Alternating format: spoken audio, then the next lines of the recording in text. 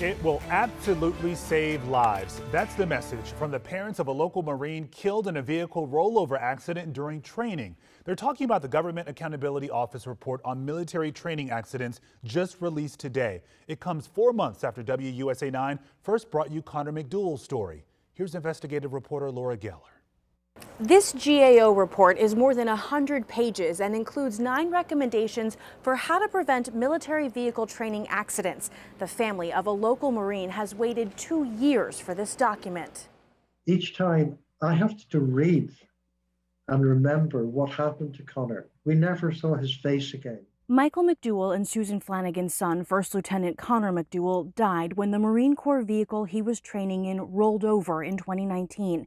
His accident is one of the 3,753 investigators examined in this report. It's hard, really hard to face that, but we feel that there's a bigger purpose for pushing through that pain. The GAO, an investigative arm of Congress, looked at a decade's worth of non-combat vehicle accidents and deaths. They found the Army and Marine Corps had prevention practices, but didn't consistently implement them. They also list issues with training and leadership. They're all connected. It's a systemic problem. The recommendations for how to fix these problems include appropriate staffing levels, driver training programs with specific performance criteria, and communication of range hazards. So we've got to do better. Maryland Congressman Anthony Brown sits on the House Armed Services Committee. How do you all, as Congress, ensure the military addresses these concerns? Training and readiness, there is a dollar figure associated with that. So Congress has to make sure that the department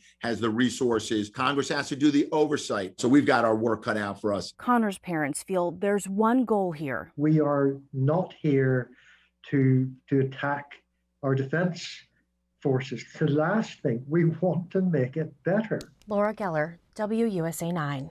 Now, the Army and Marine Corps agreed with all of the recommendations in that report.